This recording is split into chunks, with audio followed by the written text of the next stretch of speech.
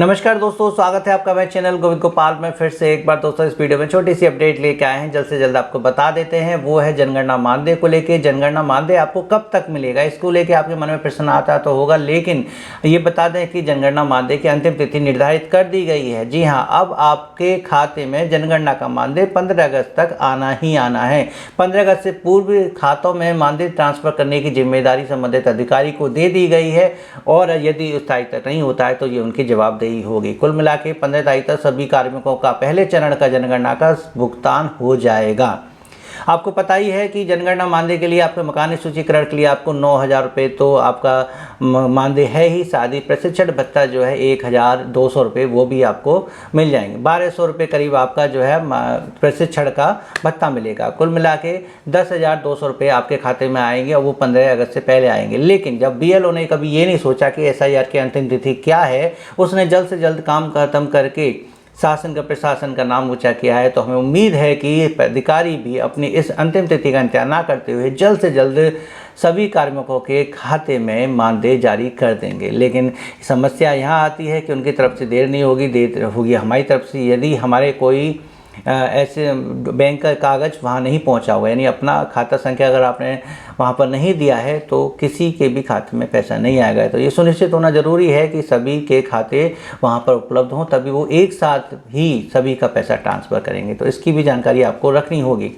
चलिए, ये तो मानदेय से संबंधित जानकारी थी। दूसरी अपडेट बता दें टेट एग्जाम को लेके कि यूपी टेट की परीक्षाएं 2, 3, 4 तारीख को हुई, आंसर की भी जारी हुई। ऑफिशियल आंसर की आने के बाद ही लोगों को ये पता चला कि अरे भाई, इसमें तो इतने प्रश्न गलत हैं। लगभग 20 प्रश्न बताते हैं। 2 तारीख को जो एग्ज़ाम हुआ, शाम को हुआ, 3 को हुआ, उनमें लगभग 13 क्वेश्चन गलत बताते हैं।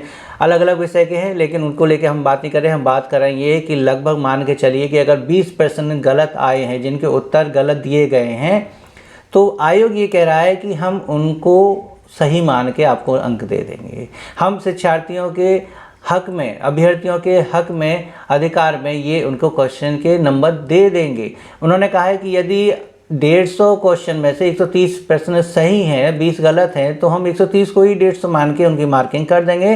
कुल मिला के उनका कहने का मतलब है कि हर गलत क्वेश्चन का 1 अंक उनको मिल जाएगा। इससे जो अभ्यर्थी 4-5 नंबर से रह रहे होंगे, पास नहीं हो पा रहे होंगे, वो पास हो जाएंगे, क्योंकि उनको अतिरिक्त नंबर मिल जाएंगे।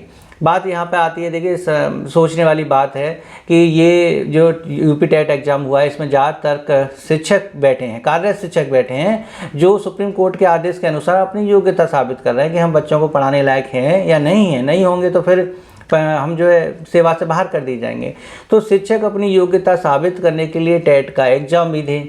शिक्षक उसी टेट के एग्ज़ाम में उनके द्वारा जारी की गई ऑफिशियल आंसर की में कमी भी निकाले, उसका सही आंसर भी बताए, उनकी आपत्ति भी दर्ज करे, और फिर रिजल्ट आने के बाद ये साबित करे कि हम योग्य हैं। खैर, जो भी हो, यहाँ शिक्षक परीक्षा भी देगा, खुद अपने आंसर को चेक भी करेगा।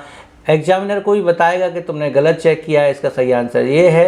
अब एग्जामिनर ये कहते हैं कि नहीं, हमें नहीं पता, हम इसके लिए विशेषज्ञ बुलाएंगे।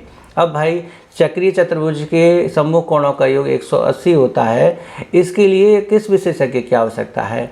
अब ऊष्म व्यंजन कौन सा होता है, इसके लिए किस विशेषज्ञ की आवश्यकता है? मतलब क्यों, क्या ज़रूरत है? इसका मतलब तो ये हो गया कि शिक्षक अपने विषय का खुद विषय विशेषज्ञ हो गया, जब वो बता रहे हैं कि ये आंसर होता है। और ये तो पुस्तक में पहली पाठ में स्पष्ट लिखा हुआ है ऊष्म व्यंजन का।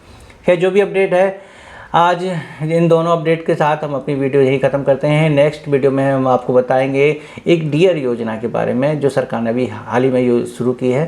तब तक के लिए हमारे चैनल को सब्सक्राइब कर लीजिए। वीडियो अच्छी लगे तो उसे लाइक और शेयर करना मत भूलिएगा। मिलेंगे आपसे अगली वीडियो में ऐसी कुछ अपडेट के साथ। तब तक के लिए नमस्कार, जय।